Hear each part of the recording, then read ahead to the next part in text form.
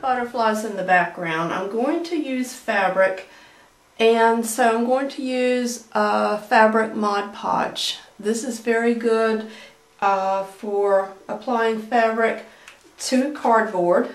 You can actually make some beautiful composition books, notebooks to use in school by applying fabric to the outside. I'm just using a sponge brush to dip into the Mod Podge to apply to the back of my fabric here, which is going to be applied directly to the picture here. I have already traced my background, and like I said before, if it doesn't match exactly, that's okay, because we're going to be able to come in with our eraser and to clean that up a little bit. You just smooth it out. You want to make sure you get rid of all the bubbles underneath, just like you would any other kind of decoupage. I'm going to add the other top wing. I will be doing the body with regular paint, and I think I'll probably do it with directly from the bottle of the fabric paint again. This is going to come next to it, and aren't they bright colors? Whoops. We can reposition it while it's still damp. And I'm going to smooth that out a little bit with my fingers here. And the bottom wings will go on next. So this gives you some freedom as far as your design. You can move your stencil around on your fabric until you find the spot that you want. And again, I'm going to outline this with the black fabric paint that I used for the cat. Same tube. And this time I'm going to use the tip. And this is how easy it is to do an antenna. Let me start that out a little bit because I don't like any surprises.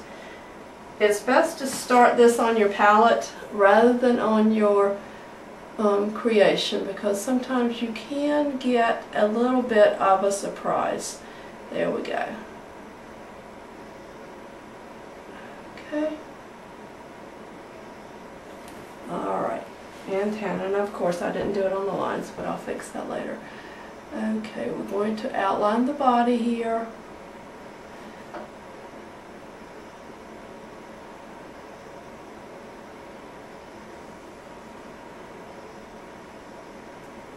And you can just fill in. As you can see, I went ahead and put the bodies on, or the wings on the other butterflies. I will do this other butterfly body so you can see again, all you're using is the fabric paint in the bottle. Okay.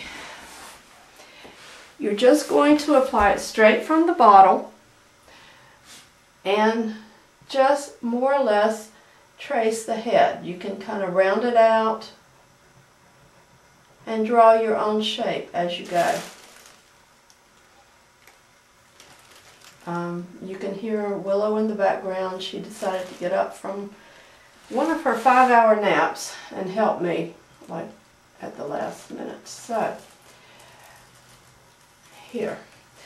Now to do the antenna, we're just going to start somewhere away from the head, do a little curl, and come in.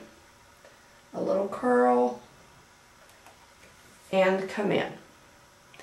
And we're finished with our butterflies. And you can see I added the cat, he did dry, and I applied him the same way that I did the butterflies. The Mod Podge fabric was applied to the back and he was pressed down. But unlike the butterflies, I don't intend to put any Mod Podge on the top of him because I do like the velvet, and I like the fact that it's very, very soft. And with the butterfly wings, they're just fabric paint, just flat fabric. There's no texture to it really. So we are going to let these dry, come back and finish erasing some of the pencil marks around the butterflies. I wouldn't dare do it now because the paint is still wet and I'm not that good. I would make a total mess with that.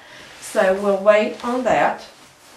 In the meantime, I do have a couple more of the fabric paints here. One is called Glitter Gold and the other is called Metallic Pure Gold. And I'm going to tighten up this butterfly here so that I can show you how to apply these paints in order to embellish the butterflies and give them a little bit more dimension.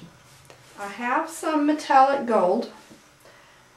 This is a brand new bottle, and if you can see clearly enough, this fabric already has some gold highlights. So what you could do, if you wanted, is just to follow these around and put gold along where they already have gold lines. Or you can be a little more adventuresome and create your own lines. Butterflies are all different, the different kinds, and when you're making a painting, a fun fantasy painting, you don't have to make it totally realistic. You can come along the outside and make this a little bit larger. It also makes it look a little bit lacier.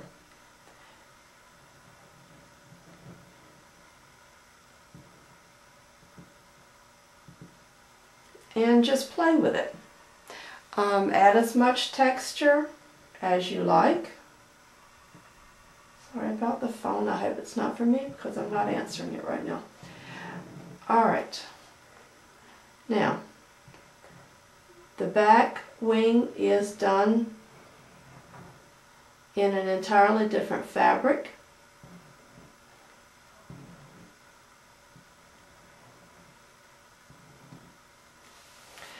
You can also add a little bit more glitter.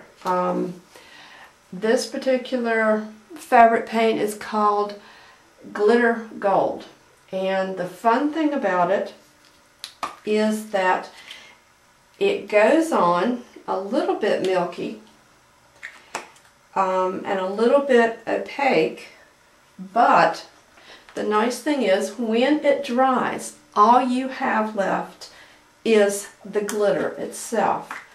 The solution that it's in is entirely invisible. Whoops, it's going to drip a little more on me. Okay, that's alright. We'll just fill in this area here. You can see it is kind of opaque, but this is just not going to cooperate sideways, is it? When it dries, this will just be see-through glitter. It's very pretty. This is especially pretty on fabric, on your clothes, just to add just a little bit of extra interest to something you're wearing. It just takes a tiny bit of this.